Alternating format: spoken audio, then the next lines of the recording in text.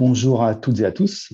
Nous avons le plaisir de vous accueillir pour cette nouvelle session des Cafés 6 sur la thématique de l'ergonomie. Donc, cette thématique nous sera présentée par Vincent Bocara et Chloé Lebaille, donc, qui nous présenteront à deux voix la mention de master ergonomie, dont Vincent est le responsable, et l'équipe cognition, perception et usage du laboratoire interdisciplinaire des sciences du numérique. Donc voilà, Vincent et Chloé, je vous laisse la parole. Donc, je vais vous présenter la mention ergonomie qui est de l'Université Paris-Saclay, qui est portée par l'UFR Sciences et qui est rattachée à cette graduate school. Donc, on est deux enseignants-chercheurs, donc moi-même et Chloé Lebaille. Alors, tout d'abord, une petite définition qu'on donne aux étudiants pour vous situer un peu comment on appréhende l'ergonomie. Donc, c'est la discipline scientifique qui vise la compréhension des interactions entre les humains et les autres composantes d'un système en vue de contribuer à la conception des systèmes en essayant qu'ils soient performants, avec l'idée qu'ils soient adaptés au plus grand nombre, le plus confortable possible, sécuritaire, et de plus en plus avec une dimension de durabilité des systèmes. La formation, Chloé, je veux bien que tu la formation s'articule autour de 6 champs de compétences. Et en fait, on a une mention dans laquelle on a un seul parcours qui s'appelle le parcours ergonomie et facteurs humains, dans laquelle en fait, on a à peu près 40 étudiants avec une capacité d'accueil de 20 étudiants en Master 1 et 20 étudiants en Master 2. Le Master 1 est orienté en formation initiale. On a quelques formations continues, mais ce n'est pas le gros de notre effectif. Et ensuite, par contre, le Master 2 est sous forme d'alternance en apprentissage ou en contrat de professionnalisation. Et là, on a une dimension principale qui est plutôt professionnalisante avec une sortie à Bac+5 et une entrée dans l'emploi en tant qu'ergonome dans la diversité des structures qui embauchent des ergonomes. Et on a depuis l'année dernière ouvert une option recherche dans ce parcours en partenariat avec la chaire d'ergonomie du CNAM, qui est une formation à la recherche qui est portée par, qui a la particularité d'être portée par l'ensemble de la communauté des enseignants-chercheurs en ergonomie au niveau national. Et et du coup, dans ce parcours, on a l'équivalent de 5 places pour les étudiants de Master 2 pour ceux qui le souhaitent, avoir une coloration recherche renforcée. Voilà. Alors, pour vous donner une idée globale des flux étudiants, donc je veux bien que tu passes à la diapo d'après. En fait, on a la particularité d'accueillir des étudiants qui ont des licences assez hétérogènes. Ça va aussi bien de tout ce qui est de l'ordre de la biologie, de la biomédicale, des STAPS, voire de licences plutôt en sciences, à des parcours qui viennent plutôt des SHS, de la psychologie, de la sociologie, voire du paramédical pour certaines. Et puis on a de temps en temps des parcours qui sont plus typés d'ingénieurs de production ou de génie. Donc ça, c'est nos arrivées en licence. On a un gros flux en master qui est plutôt autour de l'option professionnalisante qui représente 80-90%.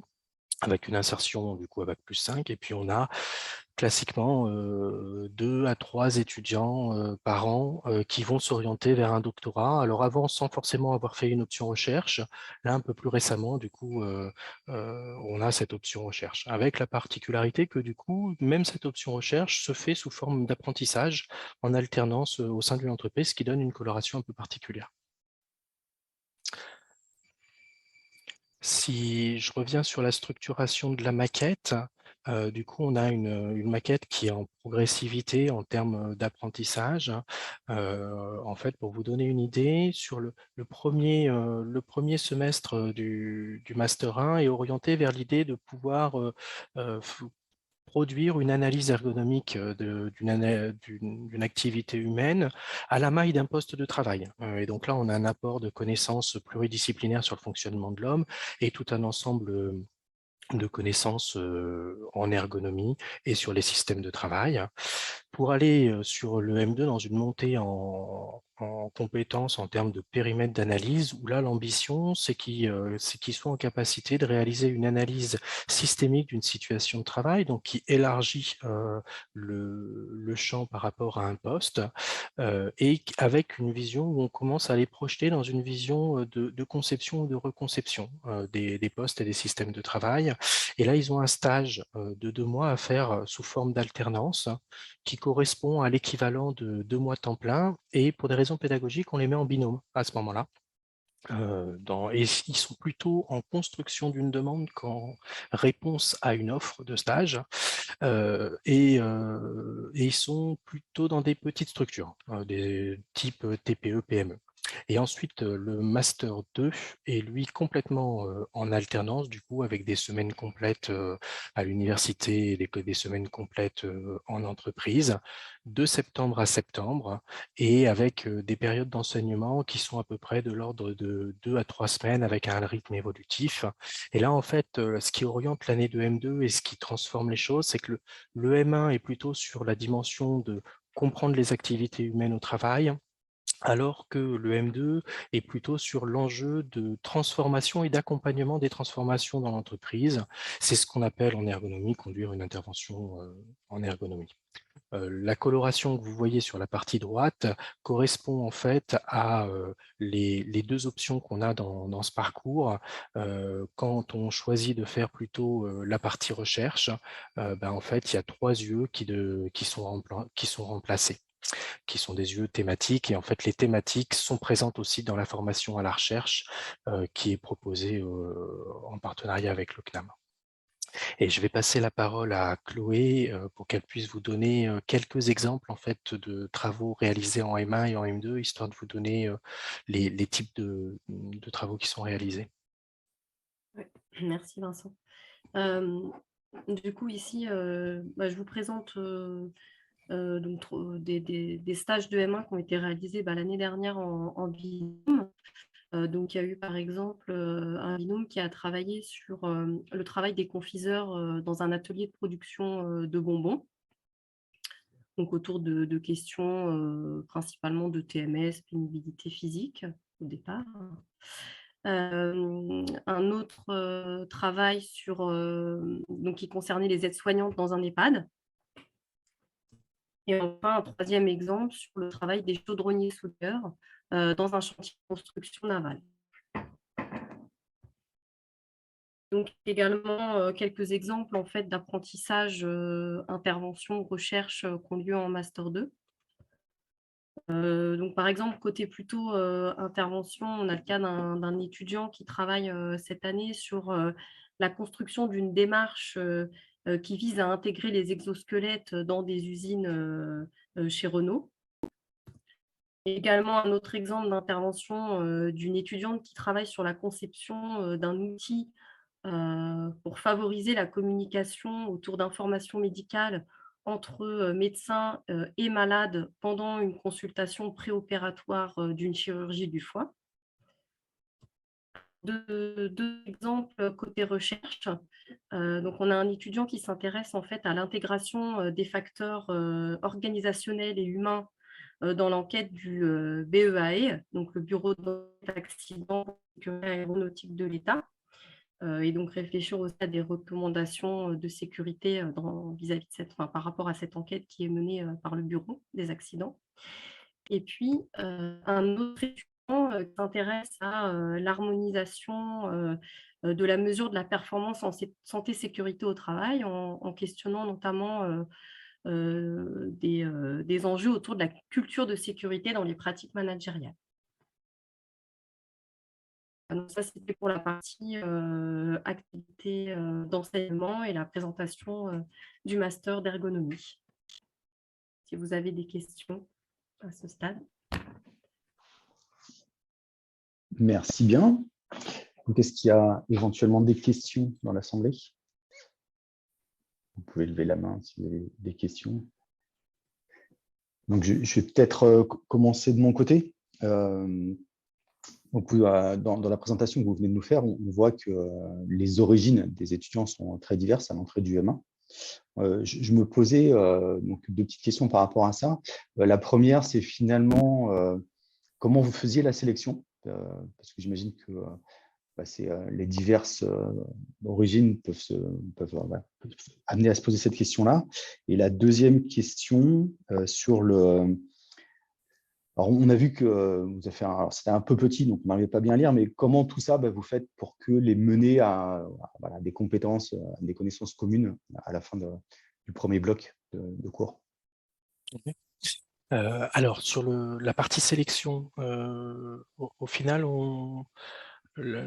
ce qu'on fait, c'est que, alors déjà, c'est un parti pris assez fort, c'est-à-dire qu'on cherche en fonction des candidatures qu'on a, on cherche à avoir des promotions qui sont hétérogènes en termes de formation, c'est-à-dire c'est un choix pédagogique, parce qu'en fait, derrière, ça nous permet d'avoir de travailler des dynamiques de promo où finalement, aucun d'entre eux ne connaît l'ensemble des disciplines qu'ils vont découvrir, et donc ils vont devoir travailler ensemble pour s'entraider, etc. Et on trouve que c'est assez intéressant d'un point de vue pédagogique.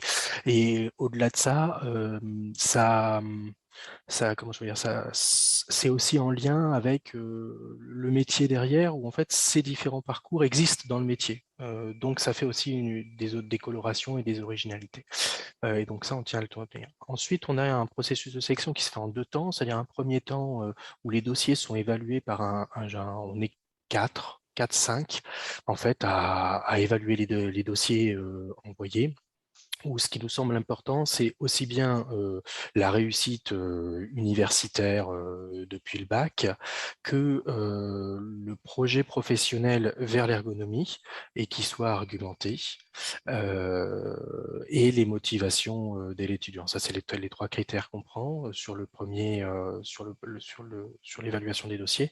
Et ensuite, on reçoit en entretien à peu près 50% des candidatures, on va dire, selon les années, des entretiens qui durent 10 à 15 minutes, où là, l'objectif, c'est pareil, c'est d'essayer de comprendre quelle est la motivation des étudiants vers l'ergonomie, et aussi de comprendre pourquoi ils choisissent notre master et pas un autre, puisqu'il en existe d'autres au niveau national. Okay. Je poserai peut-être une question là-dessus après, mais il y avait Bernard qui levait la main. Oui, tout à fait. J'ai une question sur les exemples qu'a présenté Chloé. Ceux qui touchent à la sécurité sont peut-être un petit peu plus, demandent peut-être une analyse des processus, une analyse statistique des situations de non-sécurité. Ça peut être aussi lié à de la sûreté de fonctionnement, donc à des thématiques du domaine de la gestion des risques. Jusqu'où vous étendez cette notion d'analyse du poste de travail par rapport, je dirais, à ces retours d'expérience sur la sûreté de fonctionnement, sur les procédures de sécurité. Il y a plein de domaines, effectivement, où il y a plein de procédures de sécurité qui sont empilées d'année en année. Donc, est-ce que le travail d'ergonome, c'est aussi un travail d'ethnologue qui va essayer de comprendre toutes les strates de la chose? L'enjeu, effectivement, l'enjeu et l'originalité de l'approche auquel on forme les étudiants, c'est que leur entrée soit véritablement le travail des gens, et que du coup, ça soit ça l'entrée qui vienne interroger les process. Donc, le fait d'avoir une compréhension sur les process, ou d'avoir une compréhension, tu vois, sur des analyses statistiques, ça peut être des entrées si elles existent dans l'entreprise et si l'entreprise fait ce travail-là. Par contre, c'est rarement l'ergonome qui va mener ce type d'analyse en tant que tel. Il va plutôt venir réinterroger ces processus, ou utiliser ces données pour essayer d'étayer sa compréhension. Je ne sais pas si ça répond à ta question, Bernard. Oui, en grande partie, oui, tout à fait. En sachant que les ergonomes ont rarement les compétences, tu vois, des ingénieurs fiabilistes, par exemple, ou qui nécessitent des outils statistiques assez élaborés, que les ergonomes, la plupart du temps, sont pas forcément, on n'y est pas formé, quoi. Ils vont tout au moins établir le constat qu'il y a quelque chose qui ne va pas relativement peut-être à d'autres entreprises du même ordre. Oui, ça peut être des choses comme ça, mais on va plutôt essayer de l'interroger au regard des activités de travail que ça implique. en essayant d'avoir une approche qui est centrée sur la manière dont le travail se réalise concrètement dans les situations. Ça marche. Ce qui peut, alors si tu es sur des, si tu es vraiment sur des analyses d'accidents particuliers ou des enjeux de sécurité particuliers, tu peux être amené à travailler avec des fiabilistes ou à travailler avec des ingénieurs sécurité.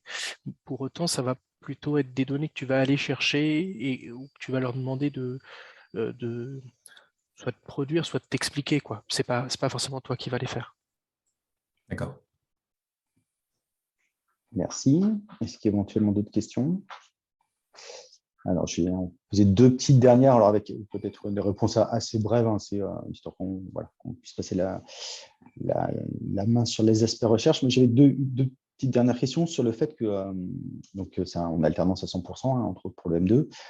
Est-ce que c'est relativement facile pour vous de trouver des entreprises? Comment ça se passe? Est-ce que vous proposez des choses ou est-ce que c'est les étudiants qui doivent chercher, qui viennent avec un projet ou je ne sais pas? Et puis, tu disais, Vincent, que dans la sélection, il y avait un point qui était porté sur le fait qu'ils aient choisi de venir chez vous plutôt qu'ailleurs.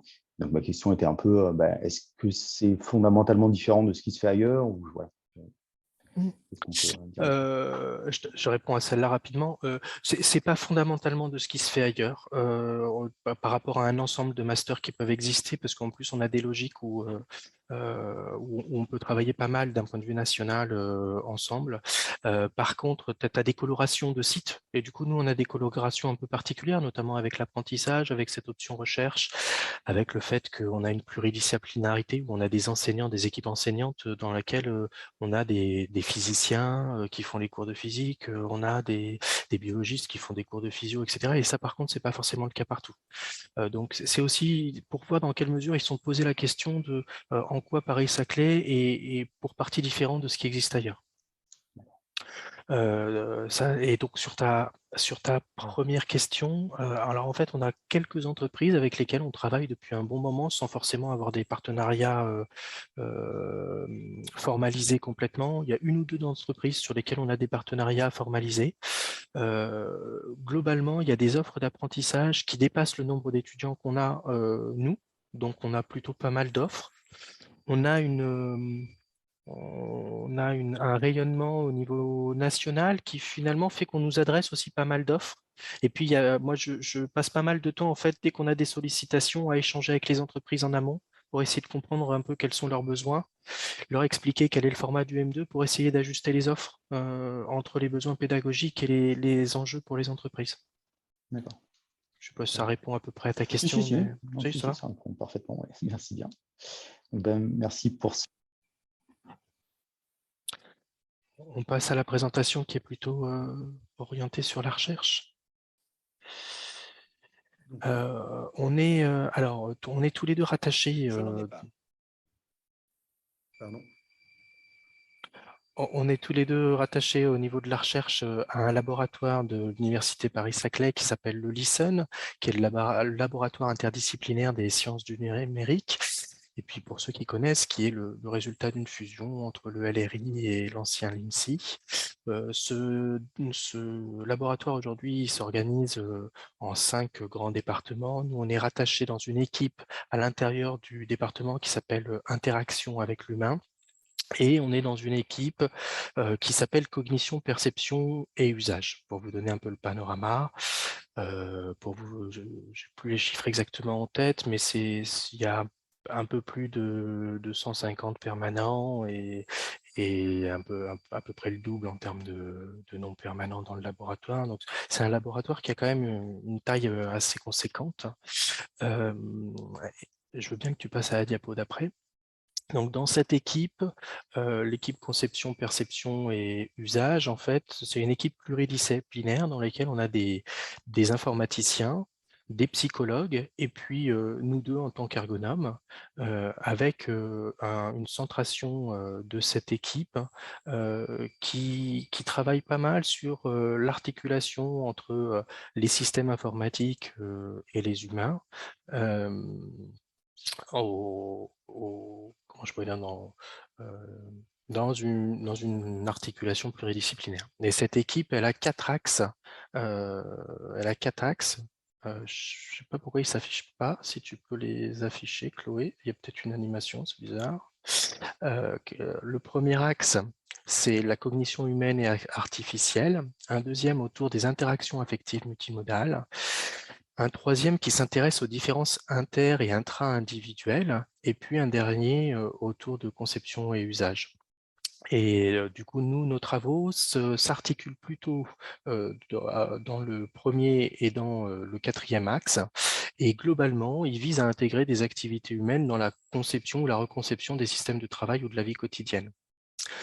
On a essayé de structurer en fait nos travaux pour vous les présenter autour de 3 grandes thématiques qu'on ne travaille pas en fait de manière indépendante les unes des autres, mais souvent les projets appellent l'articulation de ces thématiques.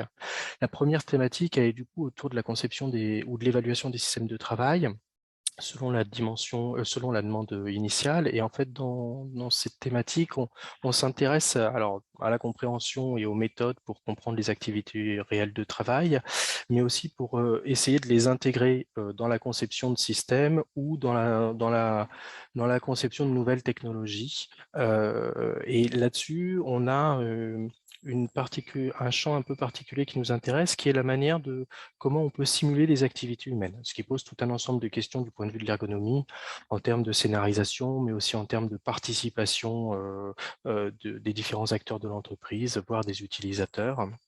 Et puis, souvent, quand on est sur des questions d'évaluation, les enjeux, c'est plutôt de savoir comment on peut évaluer la compatibilité des systèmes avec les activités humaines.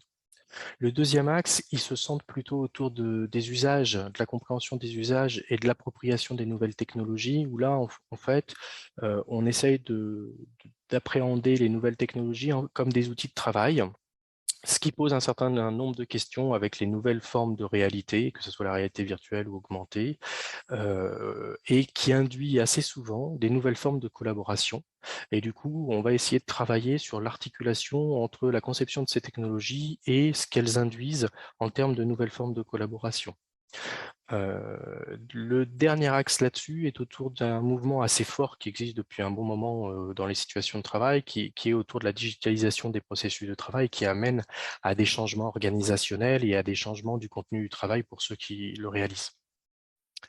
Dernier axe qui est plutôt propre à notre discipline et lié aux professionnels de notre discipline, qui s'intéresse en fait aux démarches d'intervention en ergonomie, qui est un objet de recherche en tant que tel, où là, aujourd'hui, par exemple, se pose tout un ensemble de questions de dans quelle mesure les enjeux de durabilité, de développement durable, amènent des questions en termes de positionnement des ergonomes et des démarches à mettre en œuvre pour accompagner les entreprises. Et l'autre grand enjeu, c'est de tenir des approches multi-échelles, parce qu'en fait, les objets de recherche de l'ergonomie sont en train de devenir de plus en plus gros, ce qui pose des questions d'approche multi-échelle. Et en fait, Chloé va essayer de vous donner des exemples de ces objets de recherche à partir d'un projet sur lequel on est en train de démarrer, histoire de vous rendre ça un peu plus concret. Je te passe la parole, Chloé. Merci. Donc, je vais vous présenter un sujet là qui vient tout juste de commencer, et par rapport au champ de recherche que vient de vous présenter Vincent, on va dire que ça concerne plus le premier champ qui est concevoir pour les activités humaines, et puis le troisième qui concerne les enjeux pour l'intervention en ergonomie. Donc ce projet, c'est donc un projet ANR qui s'appelle ICANN, pour innovation couplée et alimentation durable, et qui est porté par Gwenola Yanou-Lebris, qui est donc enseignante-chercheuse à AgroParisTech à l'UMR Cefood. Ce projet immobilise des chercheurs en gestion, économie, ergonomie, nutrition, agronomie, prospective, donc qui est très pluridisciplinaire. Il a démarré en février et pour une durée de 48 mois. Donc la thématique centrale en fait de ce projet concerne l'alimentation durable et locale. Donc locale qu'on entend comme territorialisée, donc voilà, inscrit dans un territoire, et au travail. Donc c'est-à-dire que l'alimentation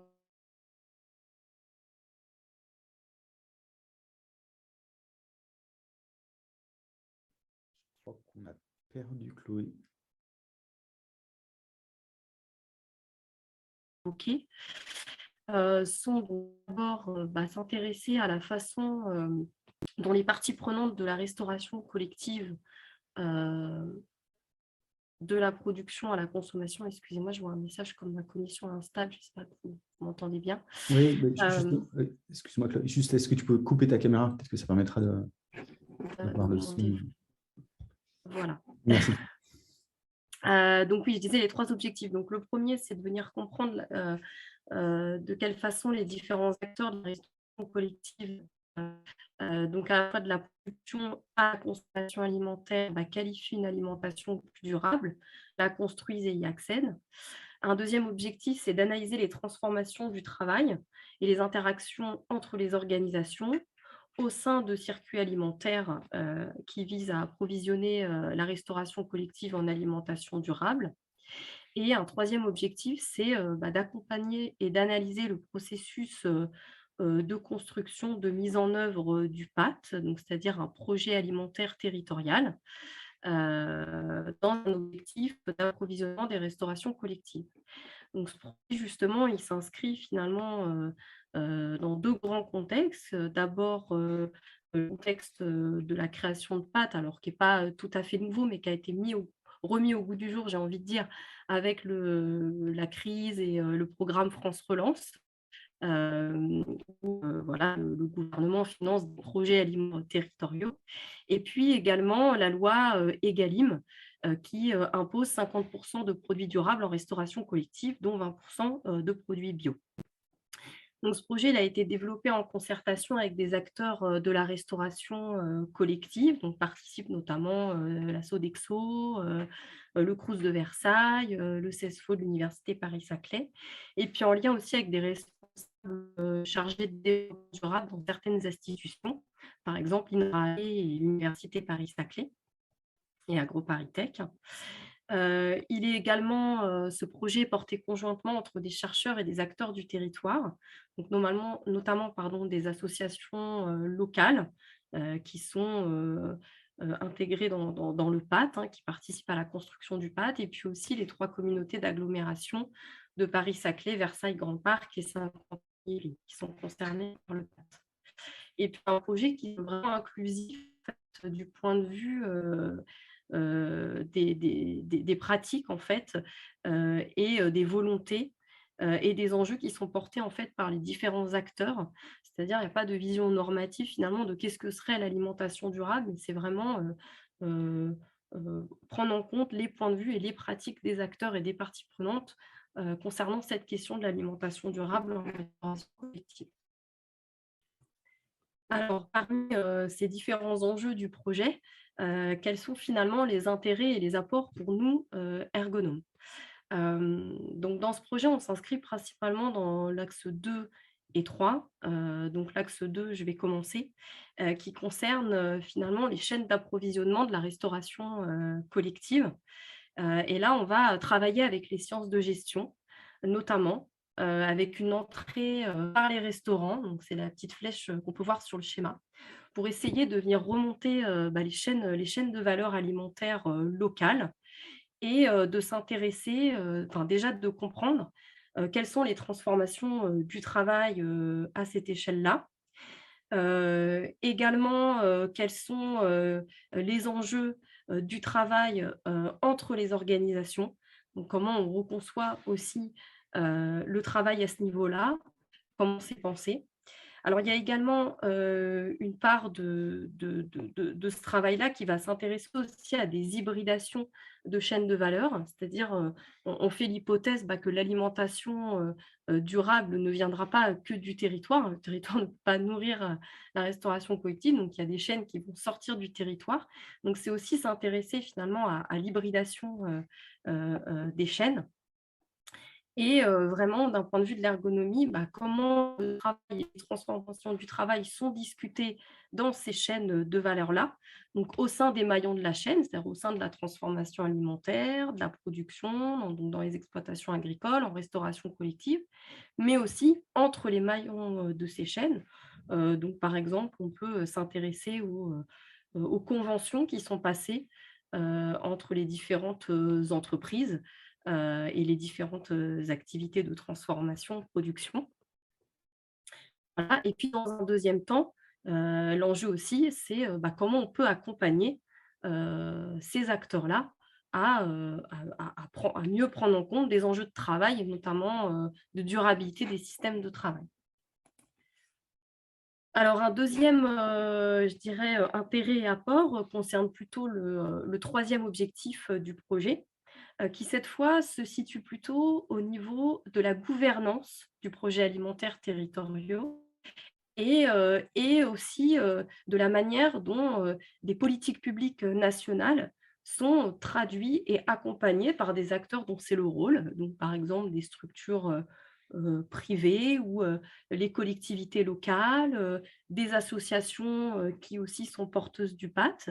Donc, comment ces acteurs-là aussi se coordonnent, coopèrent pour déjà eux travailler ensemble et construire le PAT, et également pour aussi accompagner les autres acteurs, notamment ceux des chaînes de valeur, les acteurs de la restauration collective, à pouvoir mettre en œuvre et déployer cette politique publique. Donc là, toujours pareil, en ergonomie, l'enjeu, c'est déjà de venir comprendre le travail de ces acteurs-là, qu'on appelle des acteurs intermédiaires, donc comprendre leur travail, et puis accompagner aussi ce travail d'intermédiation pour finalement toujours venir discuter les enjeux de travail et puis pouvoir construire les conditions d'un travail durable pour ceux qui réalisent le travail, donc à la fois d'intermédiation et puis aussi dans les chaînes de valeur. Voilà, je vous remercie, on vous remercie de votre attention. Et si vous avez des questions sur le volet recherche. Merci bien. J'espère que ça n'a pas trop sauté. Un tout petit peu, mais ça restait compréhensible. Je ne sais pas s'il y a des questions. Oui, c'est Bernard.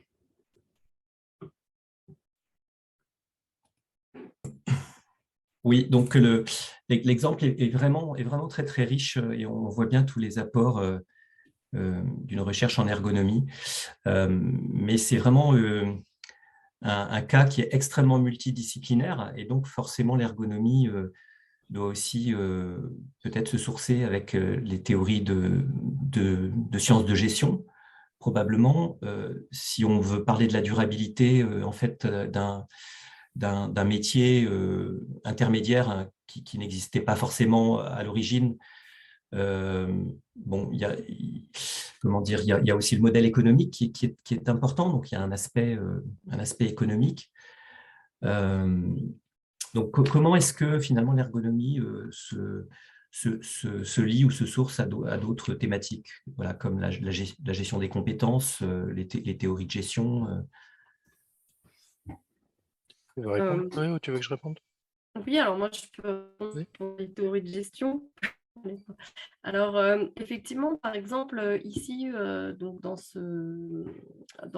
l'approche par les chaînes de valeur, c'est vrai que là, l'enjeu, c'est de venir confronter des choses en sciences de gestion. Alors, je ne connais pas tout, mais autour de modèles d'affaires et de modèles d'affaires durables. Et aussi de ces entrepreneurs qui viendraient reconcevoir finalement aussi leur système de travail, même si en gestion, ça évoque pas la même chose. Et donc là, c'est très intéressant de venir croiser avec l'ergonomie et ce que l'ergonomie peut apporter en termes d'analyse du travail réel, tel qu'il se fait par exemple par ces entrepreneurs, mais aussi par les équipes qu'il va diriger. De venir aussi discuter cette notion de modèle d'affaires durable.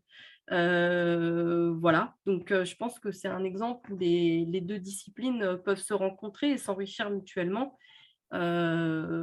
et d'entrer par le modèle d'affaires et par le métier d'entrepreneur peut être un premier point.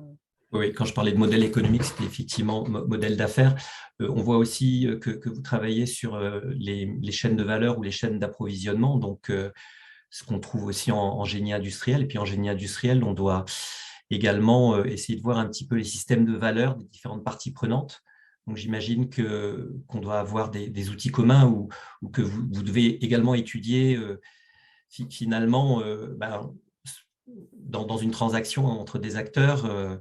Vous devez essayer d'imaginer il n'y a pas que la valeur économique, il y a énormément de types de valeurs. Donc, j'imagine que c'est assez important ces notions-là pour vous aussi, non, de voir un petit peu si un échange, une transaction est intéressante pour un acteur en termes de durabilité aussi. Il y a beaucoup de nouvelles façons de considérer une transaction à l'heure actuelle dans des nouveaux métiers.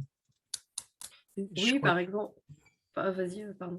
Non, mais je crois que tu as tout à fait raison, Bernard. C'est-à-dire que c'est aussi, je pense que c'est, tu vois, par exemple, la notion de valeur et de voir comment, à partir de l'analyse du travail ou des usages, tu arrives à pouvoir essayer d'identifier les différentes formes de ce qui fait la valeur. C'est un sujet sur lequel l'ergonomie, en fait, ça doit faire quoi, 5-10 ans. Alors, tu as quelques travaux, mais qui étaient un peu isolés. Mais on va dire que depuis 5-10 ans, il y a vraiment une dynamique assez forte en ergonomie pour être en dialogue avec la gestion, avec l'économie, notamment autour de cette notion de valeur. Et de ce qui fait la valeur. Et je crois que quand je parlais des changements d'échelle, j'ai l'impression que dans la discipline, tu as aussi le fait qu'avant, l'ergonomie se positionnait pas mal au niveau d'un maillon, alors que là, de plus en plus, elle essaye de voir comment l'ergonomie peut arriver à travailler sur des chaînes ou sur des bouts de chaînes de valeur. Et ça, je pense que c'est un défi pour l'ergonomie parce qu'en fait, nos méthodes nous appellent plutôt à avoir des méthodes assez microscopiques d'analyse. Et donc, ça pose c'est des véritables défis. Alors, est-ce qu'on a des méthodes communes? Je suis pas sûr, mais par contre, est-ce qu'on pourrait en construire ou s'enrichir mutuellement? Je pense que, en tout cas, en tant qu'ergonome, on a sans doute des choses à découvrir qui ont été produites par la gestion ou qui ont été produites par l'économie ou des choses comme ça, quoi. Ou même par le génie industriel. Enfin. Et peut-être pour compléter, parce que dans ce projet-là, il y a voilà, ça concerne la durabilité, le développement durable. Je dirais que les dimensions économiques versus ou pas, mais sociales, c'est effectivement des dimensions qui sont traitées en ergonomie, performance des systèmes et puis santé au travail depuis pas mal d'années. Mais l'aspect plus écologique, j'ai envie de dire, la durabilité aussi environnementale, vient aussi re-questionner un peu nos modèles et nos démarches. Et donc, dans ce type de projet aussi, ce qui est très intéressant de pouvoir travailler avec des prospectivistes, avec des agronomes, des écologues, enfin, ça vient aussi nourrir certains outils et, pour nous. Voilà, et en tout cas, ça nous apporte aussi voilà, une nouvelle grille de lecture aussi, parfois des situations de travail. Merci. Donc, je ne sais pas s'il y a d'autres questions. Alors, peut-être pour conclure, je vais en poser une petite. On voit donc là le lien, enfin, comme l'a dit Bernard, qu'il peut y avoir avec le génie industriel. On peut se poser la question peut-être un peu plus large de est-ce que c'est courant que l'ergonomie soit rattachée, alors bon, c'est assez particulier lors de l'émission de Paris-Saclay, mais là on voit que c'est une GS qui est sur la science de l'ingénierie et des systèmes. Est-ce que c'est quelque chose qui est assez courant de rattachement de cette discipline-là plutôt aux sciences de l'ingénierie, ou est-ce que c'est aussi une particularité un peu de ce qui est fait ici par rapport à ce qu'on peut trouver ailleurs en France? Alors, historiquement, l'ergonomie s'est développée à partir de plusieurs piliers d'un point de vue disciplinaire.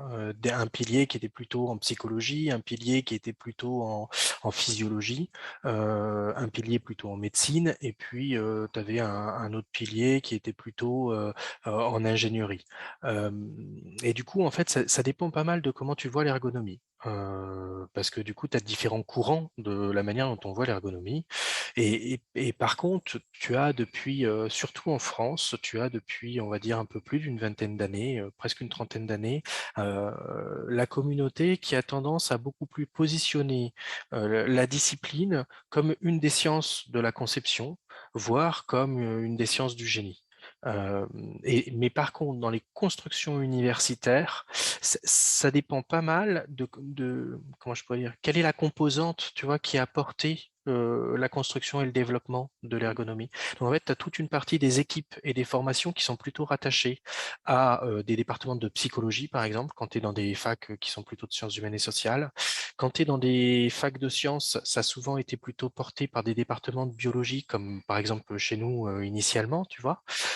Et par contre, dans d'autres dans d'autres endroits, comme à l'UTBM, où c'est intégré à un cursus d'ingénieur, donc qui est un peu particulier dans le panorama français. Mais à Bordeaux, par exemple, ils l'ont construit comme une ergonomie des systèmes complexes. Donc voilà. Donc moi si tu veux, il me semble que effectivement, c'est l'endroit, me semble-t-il, où l'ergonomie peut avoir son plus grand potentiel de développement et d'interface avec les autres disciplines. Mais pour autant, l'ensemble des personnes qui sont dans la communauté, il y en a qui sont beaucoup plus dans une vision d'une science appliquée, tu vois, qui serait une sorte de physiologie du travail, par exemple, ou de psychologie appliquée aux situations de travail. Voilà, je ne sais pas si ça répond à ta question, Fabrice. Oui. Alors, parce que je me suis un peu posé la question aussi, le rattachement au laboratoire, alors on voit qu'il est très pluridisciplinaire, hein, mais dans la présentation, si j'ai bien noté, il était dit que vous étiez 2 ergonomes dans l'équipe. Oui. Voilà, pareil, un peu dans la construction, donc je ne sais pas comment ça s'est construit, mais comment le rattachement au laboratoire s'est fait, enfin, l'intégration, c'est pas une question. Moi, quand je suis arrivé, si tu veux, c'était l'équipe d'accueil. Et historiquement, c'est là où où le rattachement laboratoire s'est construit, mais bien avant moi. Parce qu'en fait, la formation, pour que tu aies en tête, la formation universitaire s'est construite. C'est une des premières formations universitaires françaises. Elle s'est construite dans les années 70. Initialement, c'était porté notamment par un laboratoire qui était un laboratoire de physiologie humaine. Et qui après s'est transformé plutôt dans ce qui est devenu les STAPS au sein de la faculté des sciences. Donc voilà. Et après, en fait, tu as eu un mouvement, de ce que j'ai pu comprendre, tu as eu un mouvement au sein d'Orsay où, en fait, à l'époque, le LIMSI regroupait à la fois des gens qui étaient plutôt dans la construction de l'informatique, tu vois, qui s'est construite au fur et à mesure en lien avec des gens qui étaient plutôt en physique. Et à ça se sont rajoutés tout un ensemble de chercheurs et d'enseignants-chercheurs qui étaient dans la construction des sciences cognitives. Et c'est plutôt par ce biais-là que l'ergonomie s'est raccrochée progressivement au LIMSI.